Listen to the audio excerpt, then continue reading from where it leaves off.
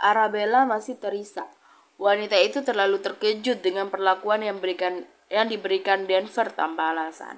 Wanita itu berdiri dan mengusap air matanya. Ia berjalan keluar mencoba kembali berbicara dengan suaminya. Arabella menuruni tangga berakhir ke ruang tengah menemukan Jonathan di sana. Jonathan, ada apa? Kamu tahu di mana Denver? Dia tadi berjalan ke arah ruang kerjanya. Baiklah, Arabella tunggu. Ada yang ingin aku bicarakan. Apa? Tanya Arabella mendudukkan tubuhnya ke sofa. Kamu bertengkar dengan Denver? Tidak. Jangan membodohiku. Aku tidak sengaja mendengar sentakan Denver. Iya. Kamu tahu apa alasannya? Tidak. Kamu tahu, Bel, Denver tak pernah marah sebesar ini. Maksudmu? Selama aku mengenal Denver, pria itu memang marah jika kami melakukan kesalahan dalam menjalankan tugas. Contohnya saat penyerangan mansion waktu itu. Tapi kemarahannya tidak sebesar ini. Apa yang harus kulakukan? Aku tak tahu. Aku akan bicara padanya. Jaga bicaramu saat Denver dalam mode seperti ini, Arabella. Saran Jonathan disambut anggukan dari Arabella. Wanita itu berjalan dengan langkah yang cemas. Jari-jarinya menaut. Ia gugup dan takut saat akan menghadapi Denver yang sedang marah. Ia sampai di depan pintu ruang kerja Denver dan wanita itu memegang knop pintu dengan tangan yang gemetar. Ia memutarnya lalu mendorong pintu itu. Ruang kerja Denver sangat berantakan seperti kapal pecah. Arabella mengedarkan pandangannya mencari sosok pria yang dicintainya, dan wanita itu menghela nafasnya lembut saat menemukan sosok Denver tengah tertidur di kursi panjang di dalam ruangan itu. Arabella mendekati suaminya dan berjongkok mensejajarkan badannya untuk melihat wajah Denver dengan lebih jelas. Tangannya terulur saat membelai lembut surai hitam Denver. Wanita itu kembali terisak mengingat perlakuan yang diberikan oleh Denver padanya. Apa yang terjadi, Denver? Aku sangat takut saat kamu memperlakukanku seperti tadi. Aku benar-benar takut. Kamu tahu selama ini kamu selalu memberikan perlakuan yang istimewa untukku. Seakan-akan aku adalah duniamu. Tapi sekarang kamu bahkan mengataiku sebagai wanita murahan. Lirih Arabella diikuti tetesan air mata. Arabella mengecup pelan kening Denver lalu membelai lembut kening pria itu. Arabella pergi ke kamarnya mengambil selimut untuk Denver. Ia pun menyelimuti pria itu.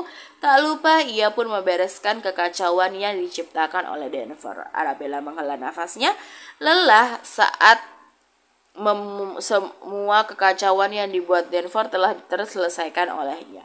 Ia menatap Denver yang masih tertidur. Ia hanya tersenyum tipis dan berdoa semoga suaminya bisa kembali seperti semula. Ia berjalan keluar dari ruang kerja Denver dan berakhir berbaring di kamarnya. Ia mencoba tertidur menggapai mimpi walau masih diiringi rasa takut akibat ulah Denver. Denver menggeliat dari tidurnya, matanya terbuka perlahan. Ia mengedarkan pandangannya melihat ruangannya sudah tertata rapi sama seperti sebelum ia mengacaukan ruangan itu. Pria itu memutar bola matanya saat melihat selimut yang menghangatkan tubuhnya semalam. Denver dengan kasar menyibakkan selimut itu dan berjalan keluar dengan langkah cepat menuju kamarnya. Saat sampai di kamar, Denver segera memasuki kamar mandi tanpa ada keinginan sedikit pun untuk melihat wajah damai Arabella seperti kebiasaannya setiap pagi. Setelah beberapa saat, ia keluar dengan menggunakan bedrobe dan memasuki walk-in closet berganti pakaian di sana. Hingga saat semuanya sudah selesai, ia hendak keluar namun tangannya dicekal oleh tangan putih Arabella. Kamu bersiap sendiri, kenapa tidak membangunkanku? Aku bisa sendiri. Baiklah, kamu ingin sarapan apa? Biar aku masakkan untukmu, ujar Arabella dengan lembut diiringi senyum tipis untuk pria di hadapannya. Aku tak lapar. Denver, kumohon jangan begini. Apa maumu? Kamu sarapan di sini ya, pinta Arabella. Tidak. Baiklah, aku akan mengirimkan makan siang untukmu. Tidak. Kamu akan pulang jam berapa? Tak tahu. Dan jika kamu hanya memberikan pertanyaan yang tidak penting, lebih baik sudahi saja. Aku ingin berangkat kerja. Baiklah, maaf. Denver tidak menjawab ucapan Arabella. Ia langsung keluar dari kamarnya.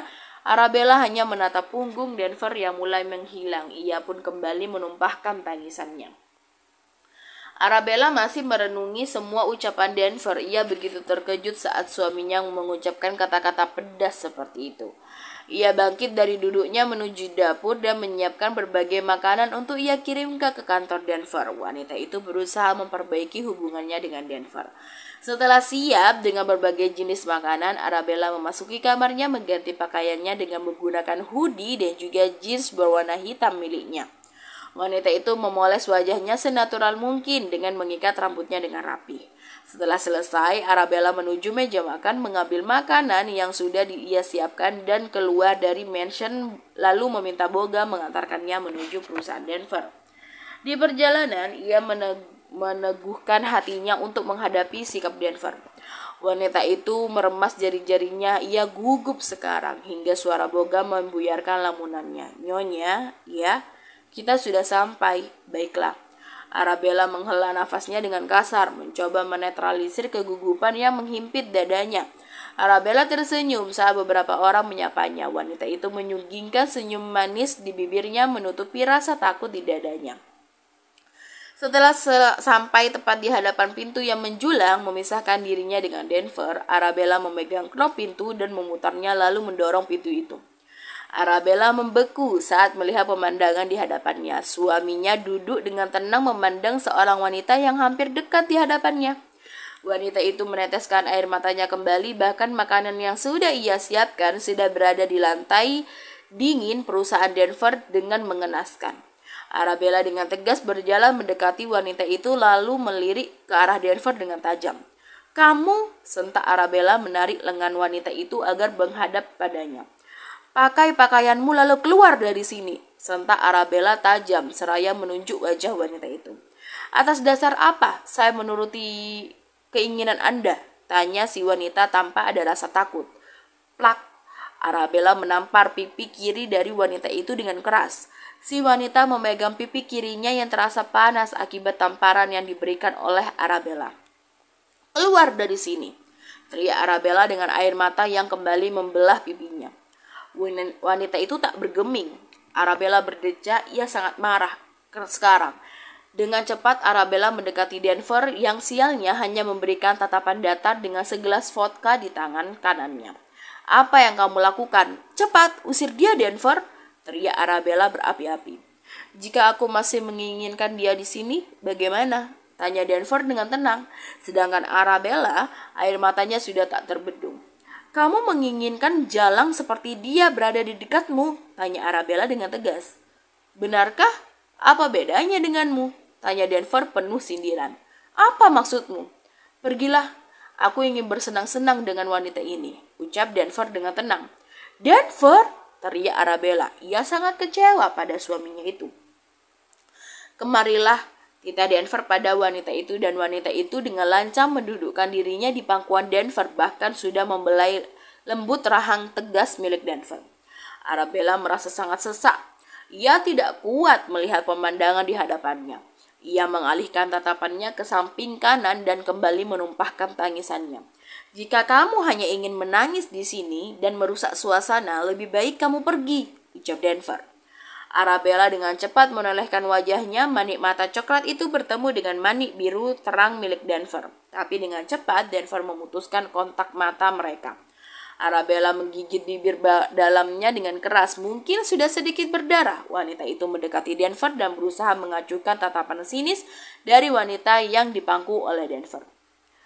"Kamu berubah. Lalu?" "Tuan Lorenzo, istrimu ini sangat cerewet. Bisakah kamu singkirkan dia segera?" tanya wanita itu dengan nada yang menjijikkan. "Pergilah, jangan rusak kesenanganku," sentak Denver dengan tajam. Arabella menutup matanya, menghela nafasnya, menetralisir rasa sesak di dadanya. Wanita itu dengan cepat menghapus air matanya. Ia harus kuat. "Aku kecewa padamu, Denver," ucap Arabella lirih, lalu membalikkan tubuhnya berjalan keluar ruangan itu, namun suara Denver menghentikan langkahnya. "Hei, lain kali tak usah membawa makanan, dan ya, saat kamu keluar panggilkan OB untuk ke ruanganku," seru Denver. Arabella menangis dalam diam. Apa yang sebenarnya terjadi? Wanita itu berjalan dengan tergesa keluar dari perusahaan Denver dengan air mata yang masih mengalir. Ia sesekali menghapusnya, namun tetap saja air matanya turun. Arabella pun memasuki mobil dengan cepat. "Kita pulang, Bogam." "Nyonya, kenapa kamu menangis?" "Lakukan saja perintahku." "Baiklah." Arabella terisak mengingat tindakan Denver dengan wanita itu. Ia sangat kecewa. Apa yang sebenarnya terjadi? Wanita itu melepas ikat rambutnya, membiarkan rambutnya tergerai, lalu menolehkan wajahnya ke arah jendela mobil memandangi jalanan New York. Ia kembali merenungi nasibnya dan tak terasa air matanya kembali menetes. Bogam sesekali melirik ke arah kaca yang menunjukkan wajah nyonyanya yang terlihat kacau. Bogam dengan cepat mengendari mobilnya menuju mansion. Setelah sampai, tanpa kata Arabella keluar dari mobil dan memasuki kamarnya. Ia mengajukan pertanyaan dari Madam Quinn dan juga Jonathan. Arabella melepas tas lempangnya. Ia berteriak sekencang-kencangnya, menumpahkan segala sesak yang ada di hatinya. Ia sakit saat Denver dengan kejamnya mempertontonkan keromantisannya dengan wanita itu. Arabella lunglai, badannya terlalu lemah. Ia meluruhkan tubuhnya dan menutup wajahnya dengan kedua telapak tangannya. Ia begitu sakit sekarang. Tak berselang lama pintu kamarnya terbuka. "Jonathan." "Belle, ada apa?" Denver," lirih Arabella. "Katakan, apa yang dilakukan Denver sampai kamu seperti ini?" "Dia bersama jalangnya di kantor," lirih Arabella sesegukan. "Apa?" "Jonathan, dia mempertontonkan semuanya di hadapanku. Apa aku kurang baik dari jalang itu?" "Denver bodoh, kamu lebih segalanya dari mereka. Aku akan ke sana." Jonathan dengan cepat keluar dari kamar Arabella, menyisakan wanita itu dengan 1000 luka. Jonathan dengan kesal membuka pintu ruangan Denver. Pria itu menggeram melihat Denver tanpa wajah bersalahnya dengan tenang mengotak-ngatik laptop yang ada di hadapannya. Jonathan mendekati Denver dan berdiri di samping pria itu. "Denver, aku perlu bicara." "Katakan," ucap Denver tanpa memperdulikan keberadaan Jonathan. "Apa yang terjadi?" Maksudmu?" ucap Denver tenang seraya menatap Jonathan. "Denganmu dan Arabella, apa yang terjadi?" "Kamu tak perlu tahu," ucap Denver lalu kembali pada pekerjaannya. "Aku tak bisa diam saja, Denver. Selama ini kamu tidak pernah bermain wanita dan tadi Arabella bilang kamu bersama jalangmu di sini," sentak Jonathan karena Denver mengabaikannya. "Oh, jadi wanita itu sudah mengadu padamu." "Denver, sudah kuduga." "Apa maksudmu, Denver?" "Pergilah, Jonathan. Ini urusan rumah tanggaku. Kamu hanyalah seorang asisten." "Jangan pandang aku sebagai asisten sekarang, Denver. Pandang aku sebagai sahabatmu." "Tidak sekarang, Jonathan. Kamu bertengkar dengan Arabella, benar kan?" "Aku bilang aku tak ingin membicarakannya."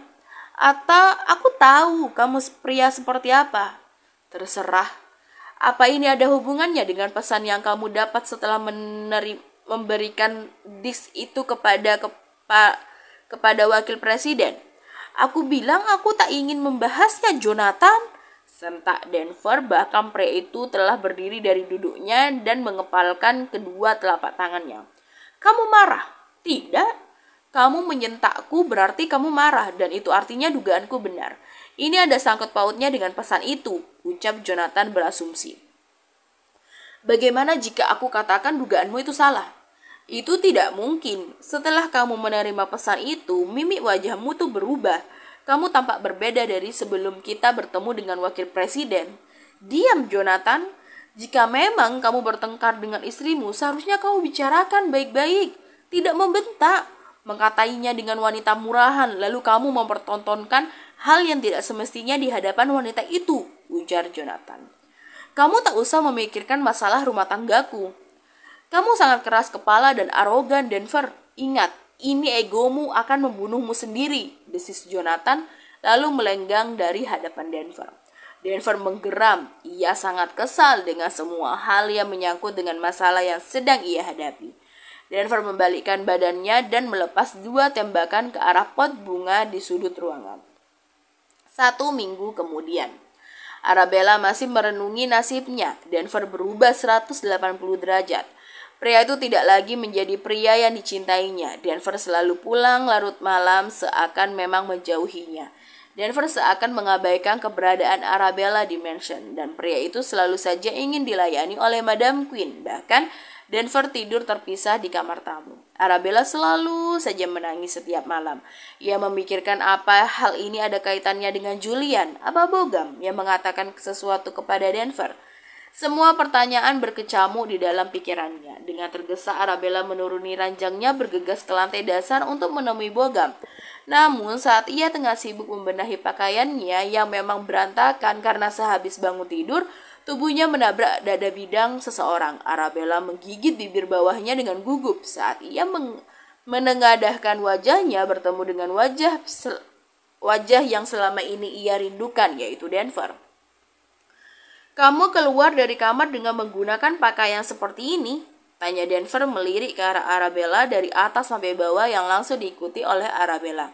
"Maaf, kamu ingin menggoda seluruh penghuni dimension ini dengan menggunakan kimono tidur sependek itu? Dan jangan lupakan, kamu hanya memakai hot pants yang sangat pendek." Arabella menggeleng dengan ucapan Denver. Ia sama sekali tidak kepikiran untuk menggoda siapapun. "Aku tak seperti itu." "Lalu, kamu seperti apa? Jangan bilang di balik kimono itu kamu memakai ligeri, lalu kamu keluar ke taman dan membuka kimono itu membiarkan bodyguardku untuk menonton tubuhmu. Itu yang kamu mau, Arabella merasa hatinya tercubit saat Denver mengatakan semua itu. Ia tak memakai ligeri di dalam kimono tidurnya. "Denver, cukup. Kamu belagak lugu, tapi ternyata kamu itu sangat picik. Silahkan, pergilah, buka saja sekalian kimonomu di depan pagar mansion. Biarkan semua dunia tahu bentuk tubuhmu itu." Desis Denver. "Plak. Sudah cukup. Aku sama sekali tidak pernah berpikiran untuk memperlihatkan bentuk tubuhku pada pria lain selain dirimu. Dan asal kamu tahu, aku tidak memakai ligeri. Dan dari mana kamu berpikiran aku akan mempertontonkan bentuk tubuhku?" Sentak Arabella berapi-api, dan jangan lupakan air matanya yang kembali tumpah. "Oh iya? Bisa kamu tunjukkan, Nona Ardan?" ujar Denver. Arabella menatap manik biru terang Denver. Ia menelan salivanya saat Denver tidak lagi memanggilnya dengan nama belakang Denver, tapi berganti menjadi nama belakang sebelum ia menikah yang ia dapatkan dari ayahnya, Ardan. "Denver!" Arabella menggeram dan menatap tidak percaya kepada Denver. "Kamu berkata kamu tidak berpikir begitu kan? Maka tunjukkan. Jika benar di balik kimono itu adalah ligeri, aku sendiri yang akan menyuruh seluruh bodyguardku untuk menonton tubuhmu." Desis Denver tanpa sadar. Denver menelan salivanya setelah menyadari apa yang telah ia ucapkan. "Bagus. Semoga Arabella memang benar tidak memakai ligeri," batin Denver. "Kamu ingin bukti?" "Iya, dan sekarang ikut aku," ujar Denver menarik pergelangan tangan Arabella lalu mengumpulkan seluruh bodyguardnya.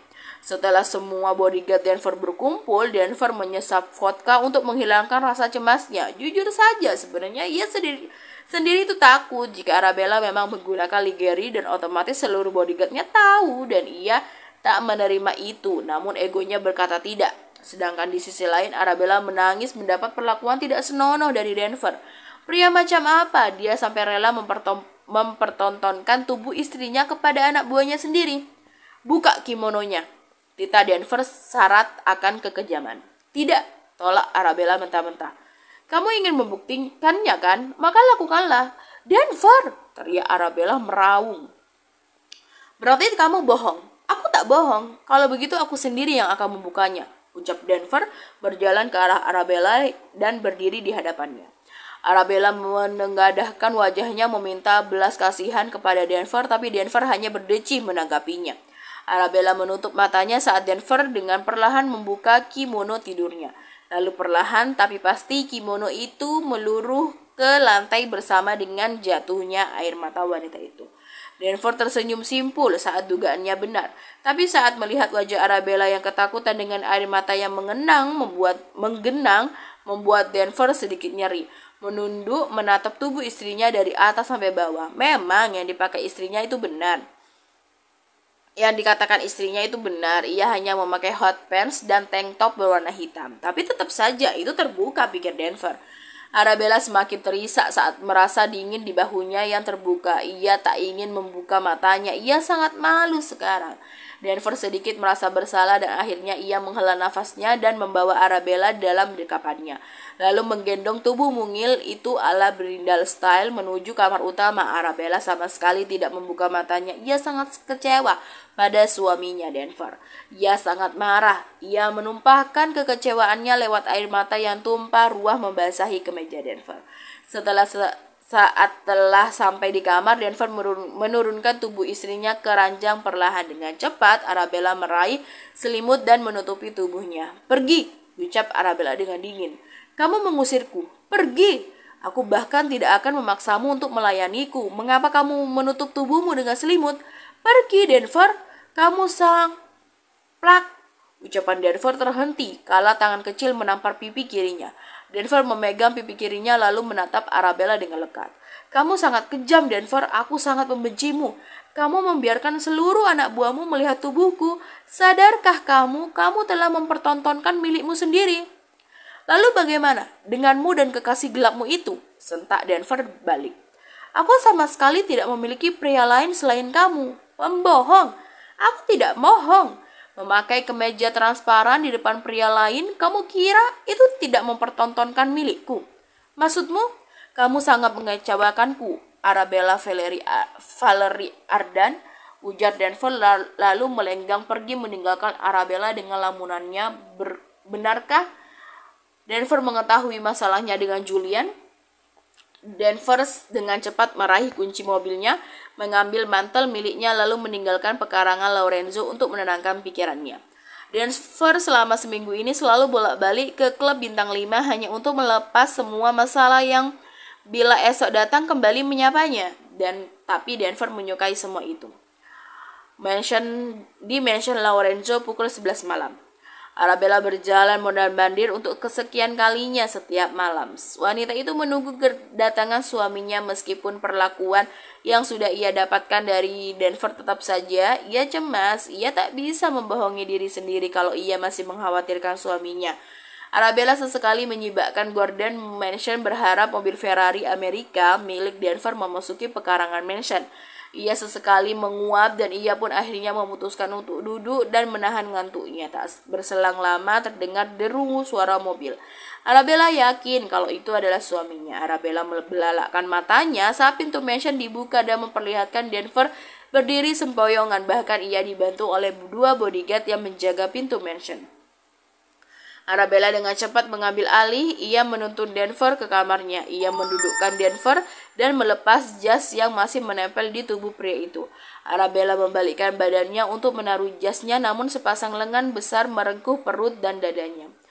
"Denver," lirih Arabella, "biarkan begini saja. Biarkan aku melupakan masalah antara kamu dan aku." "Apa yang sebenarnya terjadi, Denver?" "Kamu tahu, aku sangat mencintaimu, tapi kamu mengkhianatiku," ucap Denver dengan parau. Arabella menggeleng menanggapi ucapan Denver. "Dan masalah tadi siang, aku percaya kamu tidak mungkin memakai pakaian terkutuk itu. Sebab itulah aku membawamu ke depan dan mengumpulkan anak buahku. Tapi tetap saja mereka sudah melihat tubuhku." "Tidak," sentak Denver lalu menggeleng. Ia berdiri sempoyongan. Akhirnya Arabella mendudukkan tubuh itu ke sisi ranjang.